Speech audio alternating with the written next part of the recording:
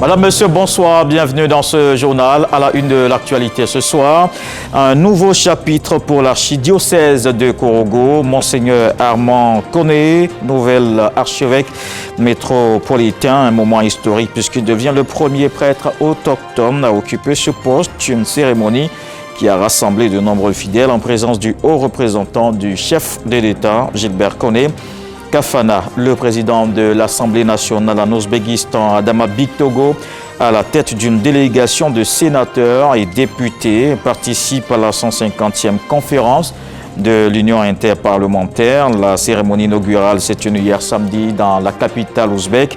Ces élus évoquent les actions parlementaires en faveur du développement social et de la justice dans le monde. Et puis à Paris, le marché Gouraud est devenu une enseigne adoptée par l'ensemble de la diaspora africaine en France. Un business lancé par une Ivoirienne, aujourd'hui un succès. Elle propose une diversité de produits locaux, un marché incontournable à Château-Rouge, dans le 18e arrondissement de Paris. Un dossier à suivre dans ce journal. Et puis le pape convalescent fait une apparition surprise place Saint-Pierre au Vatican. Il envoie ainsi un message encourageant sur sa santé 2 semaines seulement après sa sortie de l'hôpital. Bon dimanche à tous. Merci beaucoup, a déclaré aux fidèles le pape de 88 ans. Monseigneur Armand Koné a été ordonné nouvel archevêque métropolitain de Korogo. Et la cérémonie a été présidée par le cardinal Ignace Bessis Dogbo. Elle a rassemblé de nombreux fidèles et dignitaires. Gilbert Koné Kafana y représentait le chef de l'État, Ami Sissoko. Acceptez-vous la charge que nous ont confiée les apôtres? Oui, j'accepte cette charge. Cet engagement traduit l'ordination épiscopale d'Armand Koné. Il devient ici le nouvel archevêque métropolitain de l'archidiocèse de Korogo. Il succède à l'actuel cardinal Ignace Bessis Dogbo.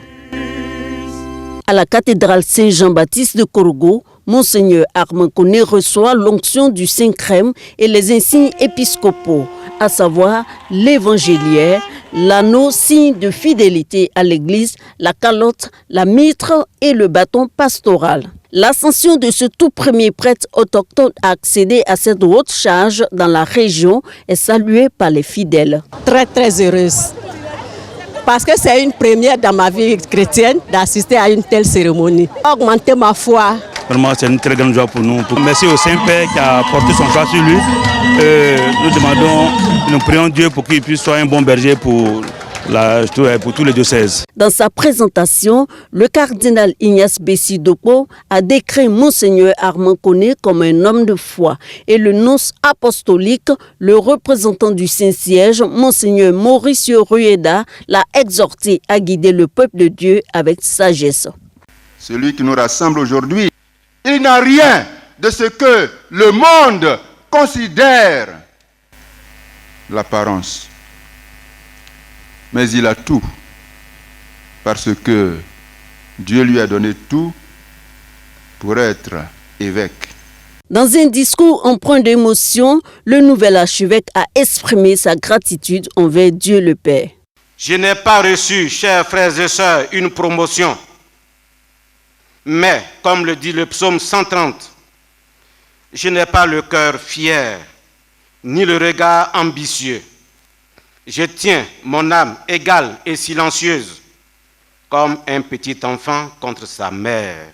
À cette cérémonie, le haut représentant du chef de l'État, Gilbert Kafana Koné, à la tête d'une forte délégation composée de membres du gouvernement, d'élus et cadres du district des Savanes, est venu transmettre le don du président Alassane Ouattara. 20 millions de francs CFA, dont 10 au nouvel archevêque ainsi qu'un véhicule. Le message du président à cet effet, c'est d'encourager le nouvel évêque à poursuivre la tâche pour faire en sorte que la paix règne dans son diocèse et qu'il concourt au règne d'une paix durable dans ce pays. Monseigneur Armand Koné, âgé de 56 ans, a 17 ans d'épiscopat. Son défi majeur, la construction d'une nouvelle cathédrale. Avec lui, un nouveau chapitre s'ouvre pour l'archidiocèse de Korogo. Et des prières en France ce dimanche marque le début officiel du pèlerinage chrétien à Lourdes. Mission en France, une délégation ivoirienne conduite par le ministre-gouverneur Philippe Legré a prié pour des élections présidentielles apaisées. Sam Conan est notre envoyé spécial. Sanctuaire Notre-Dame de Lourdes, messe de lancement officiel du pèlerinage chrétien 2025 à Lourdes. Une messe célébrée au pied de la grotte, à laquelle a pris part une délégation ivoirienne, conduite par le ministre-gouverneur Philippe Legré. Ici, les Ivoiriens n'ont pas manqué de prier pour la Côte d'Ivoire, pour tous les Ivoiriens, avec à leur tête le chef de l'État, Alassane Ouattara, et pour des élections présidentielles apaisées. C'est parce que je suis convaincu que cela va bien se passer, en confiant tout à la Vierge Marie que je suis là. Oui, vous savez, il y a beaucoup d'Ivoiriens qui, ma foi, se concentrent dans la prière pour l'effet de donner à la Vierge Marie une occasion de prendre encore la Côte d'Ivoire dans ses mains, de prendre le président Ouattara dans ses mains, de prendre tout son gouvernement à la tête duquel je suis le premier Mabé Begré. La paix dans les cœurs, dans les familles, dans les pays, surtout là où ça bouge. Et quand il y a des élections, on a un peu de traumatisme par rapport au passé.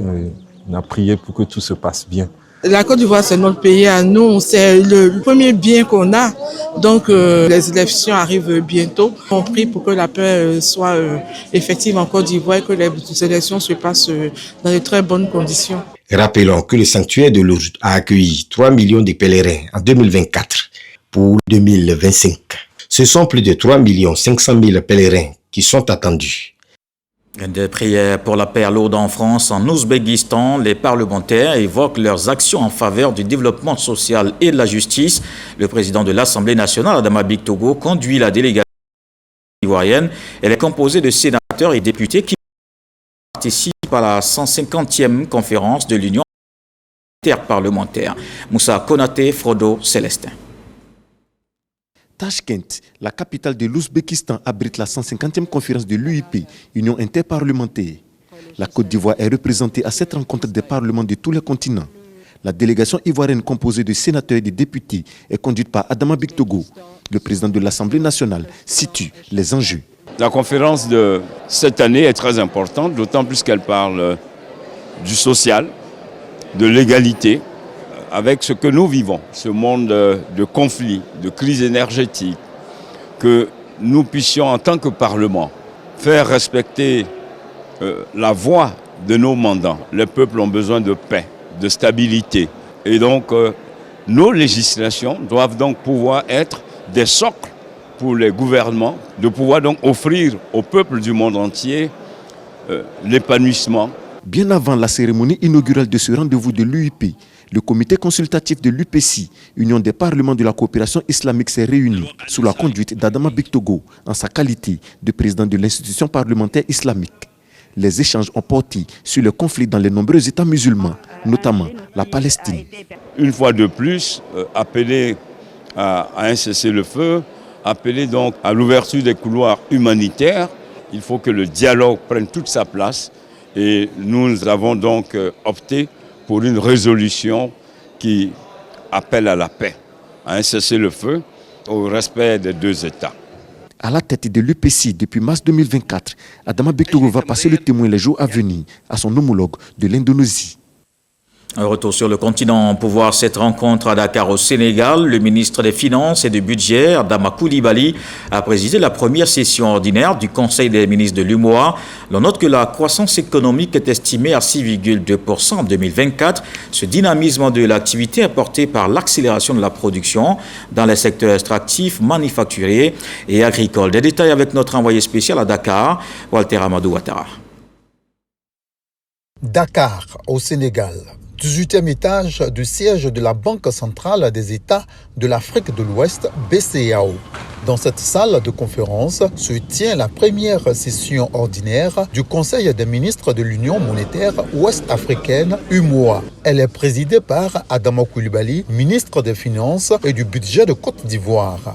Je salue également l'approbation des comptes de la BCEAO pour l'exercice 2024 et l'affectation du résultat financier pour la même année qui répondent à l'exercice de nos prérogatives au regard des missions qui nous sont dévolus par les textes de base de notre Union. Je relève l'application des dispositions des articles 4 et 8 de l'annexe à la Convention régissant la Commission bancaire de l'UEMOA relative au mandat des membres du Collège de supervision de la Commission bancaire. À cet effet, plusieurs mesures stratégiques sont adoptées. Je me réjouis de l'approbation des comptes annuels pour l'exercice clos au 31 décembre 2024 et du rapport annuel 2024 de la BOAD. Il s'agit d'indicateurs importants pour le bon fonctionnement de nos institutions spécialisées. Quelques bonnes notes retenues à cette rencontre. Le PIB de l'Union devrait progresser de 6,3% en 2025. Selon les prévisions du ministre, le taux d'inflation sera en baisse à hauteur de 2,7%. Il a aussi fait cas d'un excédent de 1702,3 milliards de nos francs en 2025 pour le solde global de la balance des paiements en ce qui concerne le secteur extérieur ainsi que d'un déficit budgétaire avoisinant 3,7% pour les finances publiques. Et de Dakar, on s'arrête un instant en France. Direction Château-Rouge, dans le 18e arrondissement de Paris. Il s'y trouve un marché gourou, un véritable marché comme en Côte d'Ivoire, tenu par une Ivoirienne. Elle propose une diversité de denrées alimentaires, des produits locaux que les Ivoiriens retrouvent pour se faire plaisir. Un business lancé dans les années 90, qui est aujourd'hui un succès. Vous allez le voir dans ce reportage de Khalil Diomandé. Le marché gourou est devenu une enseigne adoptée par l'ensemble de la diaspora africaine. Sur ces étals, de la banane plantain, de l'atiéké, du fonio, du gombo, on se croirait dans un marché quelque part à Abidjan. Mais que non, nous sommes au marché Gouraud dans le 18e arrondissement de Paris.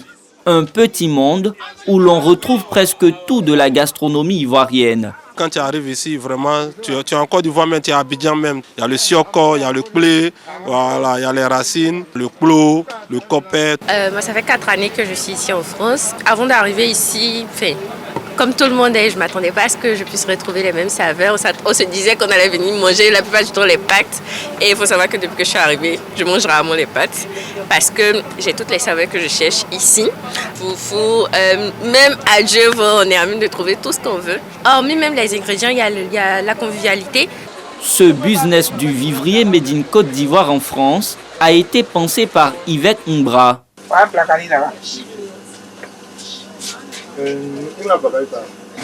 Dans les années 90, alors qu'elle exerce le métier d'assistante aux personnes âgées, Yvette décide de lancer son activité d'alimentation exotique. J'ai senti que nos compatriotes avaient besoin de la nourriture africaine. Et donc, c'est comme ça que je me suis mise en société. Et on a eu une équipe en Côte d'Ivoire qui prépare tout là-bas. Toutes les semaines, on fait des expéditions par avion et par bateau. De fil en aiguille, Yvette réussit à se tailler une réputation dans le secteur du vivrier à Paris. Le concept du marché gourou est adopté par la diaspora africaine. Le succès est au rendez-vous. Yvette passe d'une boutique à 2 légalement constituées. En tout cas, aujourd'hui, tout va bien par la grâce de Dieu. On paye nos impôts. J'ai décidé de me professionnaliser pour montrer aussi que un Ivoirien peut faire quelque chose de professionnel et bien organisé ou aussi participer à l'économie de la France.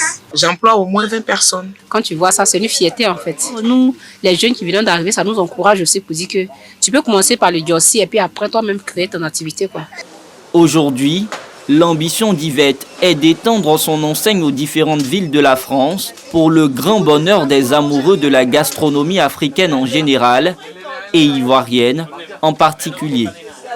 Dans le dossier de ce soir, le pari du marché gourou en France et l'intervention des géomètres experts dans le domaine foncier, c'est une étape importante pour éviter surtout les litiges. Dans le magazine du dimanche à 13h, Hamza Diaby a reçu le président de l'Ordre des géomètres experts de Côte d'Ivoire. Aoulou Joseph Kouamélan explique la sécurisation foncière. Voici un extrait de l'entretien. Le géomètre expert est le spécialiste de la mesure, est le spécialiste de la production des plans fonciers pour lesquels l'État de Côte d'Ivoire adresse des droits pour avoir des titres. La sécurisation foncière est un ensemble de processus visant à clarifier les droits, à les rendre visibles aux opposables tiers, de telle sorte que le détenteur de ces droits puisse vivre, travailler et faire fructifier son activité sur la terre sans problème. Aujourd'hui, de par la loi, le géomètre expert, de par sa mission de délégation des services publics en matière foncière, est le seul qui crée la parcelle. Quand je dis il crée la parcelle, il délimite la parcelle, il fait le bornage, il fixe la parcelle, le sol, il lui donne des coordonnées qui permettent de retrouver la parcelle sur l'étendue du territoire, il lui donne les mensurations, les dimensions de la parcelle et sa contenance, qui est la superficie. C'est sur la base de ces éléments que le géomètre expert produit, que l'État de Côte d'Ivoire et toutes les administrations concernées adressent des droits pour nos concitoyens. Aujourd'hui, nous rencontrons des Ivoiriens qui opèrent dans le foncier sans être géomètres experts. Ils mettent la propriété de nos concitoyens à risque. Et dans l'actualité politique, ce soir, hier, le PDCI RDA tenait son bureau politique à Yamoussoukro. Le 16 avril, c'est la convention, une élection pour désigner le candidat du parti à l'élection présidentielle. Une convention qui se tiendra dans plusieurs villes et hors du pays. Le point avec Sidonie Davila. L'un des moments les plus attendus de la vie politique du PDCI RDA s'est joué ce samedi à Yamoussoukro. Réuni pour son 18e bureau politique, le plus vieux parti de Côte d'Ivoire a tranché. Il est proposé une convention en 2 phases. La convention nationale élective, éclatée dans 45 localités nationales et 5 pour la diaspora. L'organisation de la cérémonie d'investiture du candidat élu à la convention nationale à la place Jean-Paul II de Yamoussoukro. Date pour les conventions locales, le 16 avril 2025. Au terme de cette présentation, le bureau politique a pris les décisions relatives à, premièrement, le lancement d'un appel à candidature. Deuxièmement, la fixation du montant de la contribution à l'organisation de la convention à 30 millions de francs CFA pour les candidats. La réunion qui a débuté aux environs de 12 heures dans un climat marqué par des mesures sécuritaires strictes s'est tenue en l'absence du président du parti, Tidiane Thiam. Pour des raisons de cas majeurs, ils le retiennent en Europe. Nous regrettons cela et il me charge de vous présenter ces excuses les plus sincères. En l'absence du président du parti, c'est le secrétaire exécutif en chef qui préside les travaux, selon les tests du PDCI RDA. Les assises s'achèvent, mais le combat continue.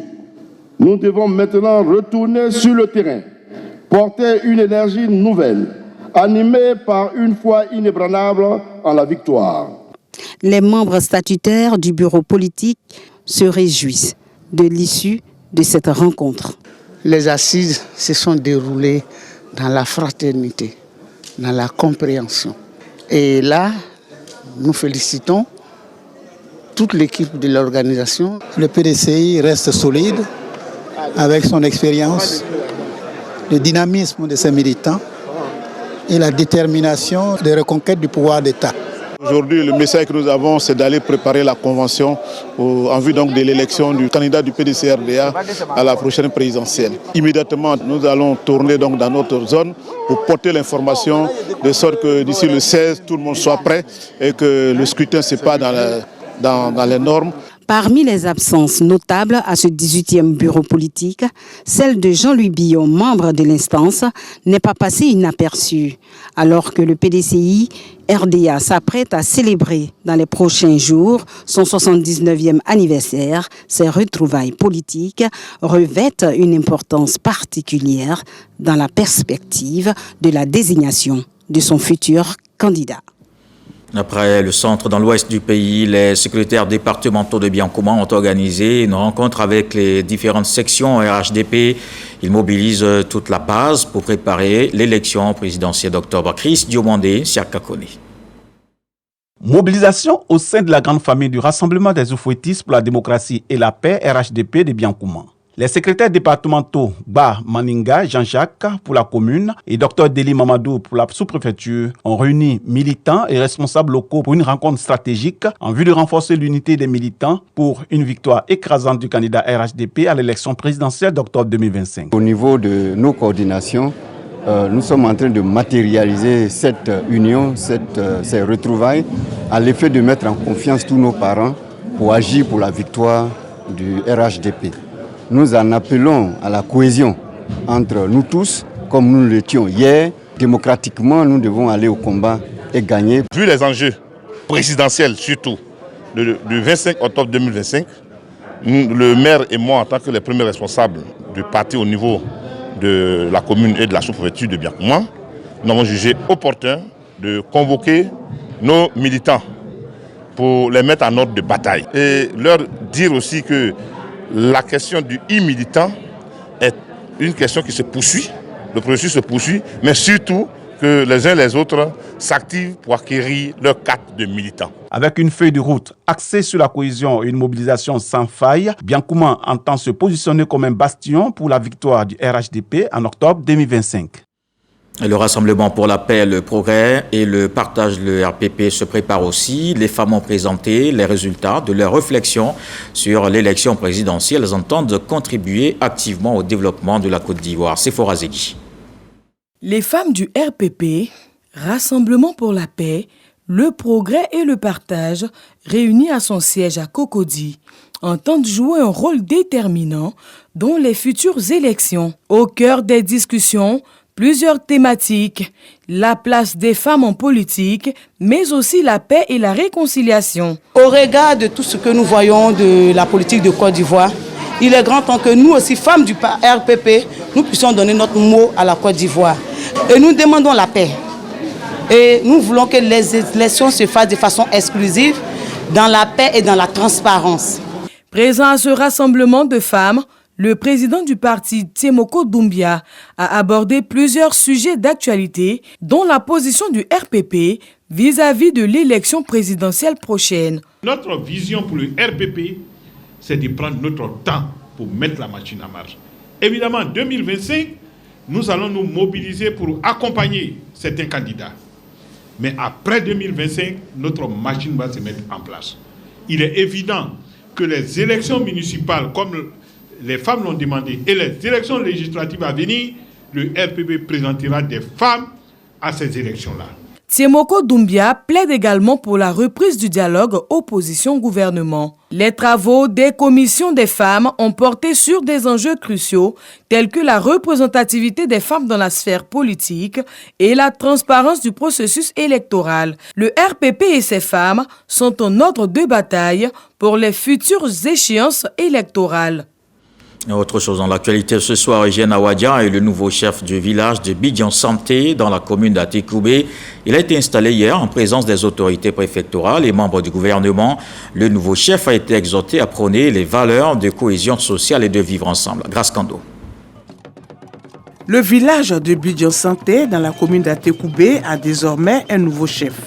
Eugène Awadia Danho a été installé ce samedi 5 avril en présence de plusieurs personnalités, dont le ministre Laurent Tchagba, représentant le Premier ministre. Le nouveau chef a reçu son arrêté de nomination des mains du secrétaire général de préfecture, représentant le préfet d'Abidjan. À une période précise, il s'impose qu'il y ait un passage de pouvoir entre les mains au niveau des générations qui se suivent de façon cyclique. Un appel solennel au cadre Achan, afin qu'ils réfléchissent pour mettre en place un mécanisme de médiation et de règlement des conflits dans les villages Achan, au lieu de recourir systématiquement au Conseil d'État. Faire preuve d'amour et construire la paix au quotidien, ce sont entre autres les conseils prodigués au nouveau chef par les différents intervenants. Il a donc une lourde mission de faire en sorte que de génération en génération, dans ce village, nous puissions maintenir la paix, la sérénité et notre culture. Quelles que soient nos difficultés, nous devons rester imperturbables vis-à-vis de notre amour pour notre prochain, pour notre cohésion nous devons rester imperturbables pour notre sens de l'accueil et notre sens du devoir. Pour la réussite de sa mission, les cadres de la commune d'Atekoubé s'engagent à soutenir Eugène Awadia Danho tout au long de son mandat. Dans le nord du pays, la 9e édition du Djegele Festival a ouvert ses portes à Boundiali hier soir. Un rendez-vous culturel pour pérenniser et promouvoir le bal enfant. C'est un moyen de renforcement de la fraternité régionale, des concerts, des activités culturelles, des expositions ventes, une conférence sur le bal enfant. Voilà le contenu de ces 8 jours de Djegele qui a démarré avec Miss Yawala. On le voit avec Malika Koulibaly, Adama Kéré. Balafon Djegele à l'ère du numérique et de l'intelligence artificielle, défis et perspectives. C'est le thème de la 9e édition du Djegele Festival à Boundiali, un festival culturel et artistique d'envergure internationale. Cet événement accueille chaque année près de 250 artistes, musiciens, balafoninistes et groupes de danse issus des États ayant en partage cet instrument mythique inscrit sur la liste représentative du patrimoine de l'UNESCO. Faire de Boundiali la 2e place culturelle de la Côte d'Ivoire et faire en sorte que le Djegele Festival soit très prescripteur pour notre ville. Nous sommes heureux. Le Djegele, d'année en année, monte.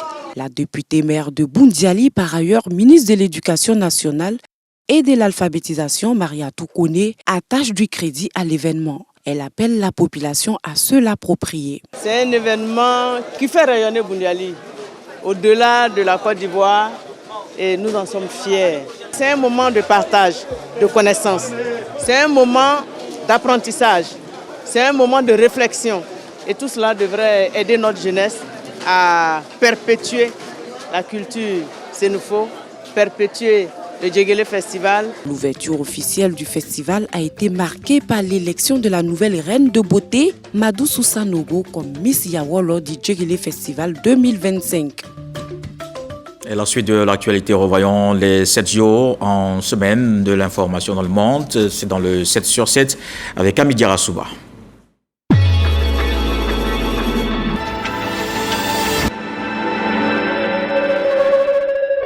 Marine Le Pen a été reconnue coupable de détournement de fonds dans le cadre du procès des assistants parlementaires européens du FN. La chef de file des députés RN a été condamnée à 5 ans d'exclusion avec exécution immédiate. Son avocat a annoncé qu'il ferait appel.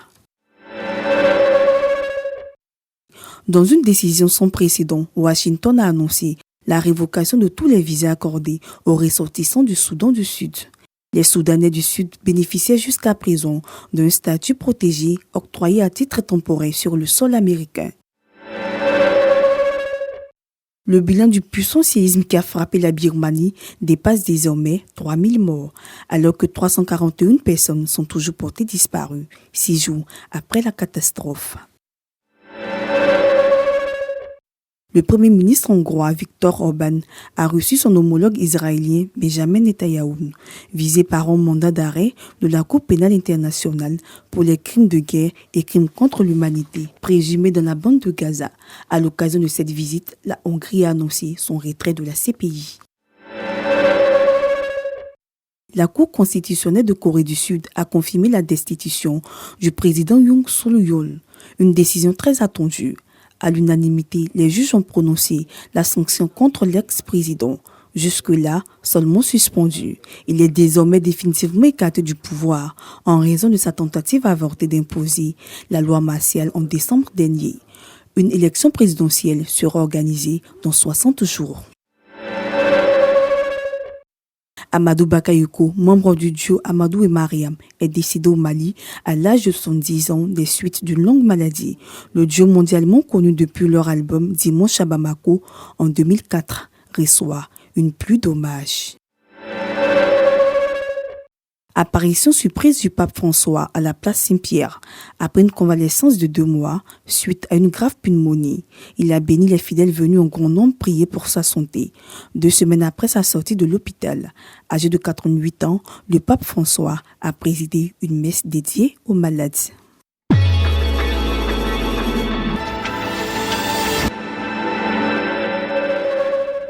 Et voilà qui met un terme à ce journal. Merci de l'avoir suivi. Retour de l'actualité 23h. Demain 20h, retrouvez Marie-Laure Goran. Ce soir, le sage nous apprend que le gros baobab a d'abord été une petite graine. Je vous souhaite donc une fructueuse semaine.